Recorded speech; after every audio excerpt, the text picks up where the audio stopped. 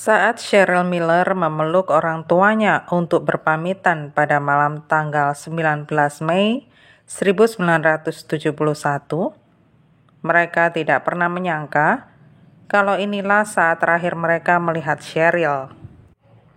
Cheryl hanya mengatakan kalau dia hendak menjemput temannya, Pamela Jackson, untuk bermain sepatu roda bersama.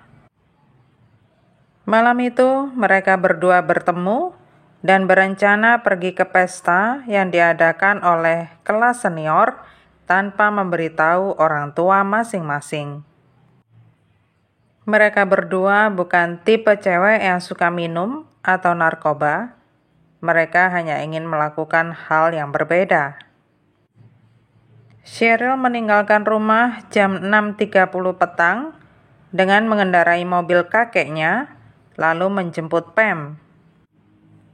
Naasnya, kedua gadis muda ini tidak pernah sampai ke tempat pesta dan mereka menghilang tanpa jejak. Pertanyaan tentang apa yang sudah menimpa keduanya tidak terjawab selama 43 tahun. Saat Pam pergi malam itu, seperti biasa ibunya menyalakan lampu teras yang nantinya akan dimatikan Pam kalau dia sudah pulang.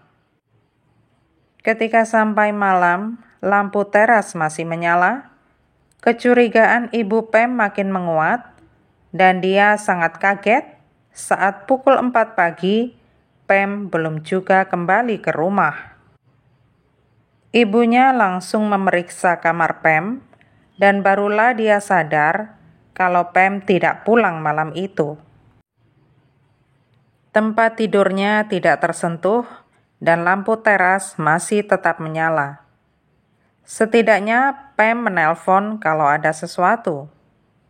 Ibunya tahu ada yang tidak beres. Pada saat yang sama, keluarga Cheryl juga menyadari kalau Cheryl tidak pulang malam itu.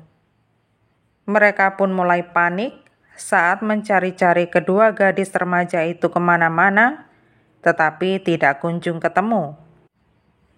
Kedua keluarga mencoba mengajukan laporan orang hilang sore itu, tetapi pihak berwenang meminta mereka menunggu sampai 24 jam.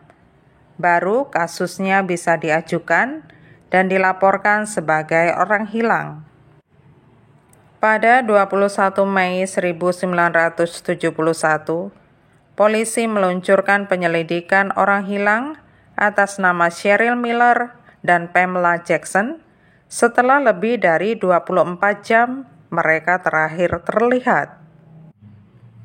Karena tidak ada petunjuk apapun yang dipegang polisi, akhirnya mereka menanyai teman sekelas kedua gadis itu dengan harapan mendapat beberapa informasi penting. Polisi mendapat informasi kalau kedua gadis itu tidak bermain sepatu roda sebagaimana halnya saat pamit kepada orang tuanya. Malah sebaliknya, mereka sedang dalam perjalanan menuju pesta saat terakhir kali terlihat. Menurut surat pernyataan pengadilan yang diajukan pada tanggal 8 September 2004, seorang anak laki-laki bernama Mark Lochterman mengatakan kepada penyidik bahwa dia dan dua temannya bertemu di gereja untuk mencari cangkir yang lebih banyak untuk keperluan pesta sebelum menuju lokasi pesta. Karena dia cocok dengan deskripsi dan tinggal dekat lokasi kejadian. Ketika rumahnya digeledah, ditemukan pakaian, perhiasan, dan dompet wanita, tetapi sayangnya tidak ada yang terkait dengan gadis-gadis hilang itu. Kasusnya menjadi dingin lagi. Pada April 2014, seorang nelayan lokal melihat sesuatu yang seperti ban muncul di permukaan sungai yang pada saat itu mengering. Nelayan itu langsung menelpon polisi yang akhirnya memastikan bahwa yang ditemukan adalah mobil yang sama yang dipinjamkan oleh kakek Sheryl kepada Sheryl.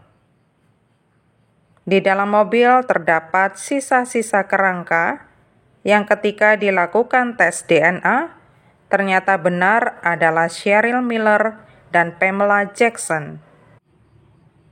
Penyelidik menemukan bahwa kendaraan itu masih dalam persneling, salah satu bannya rendah atau bisa jadi rusak, dan lampu depan menyala. Penyelidik yakin bahwa ketika mereka berdua mengikuti mobil anak laki-laki dari belakang, mereka kehilangan kendali atas mobil dan naasnya masuk ke dalam sungai.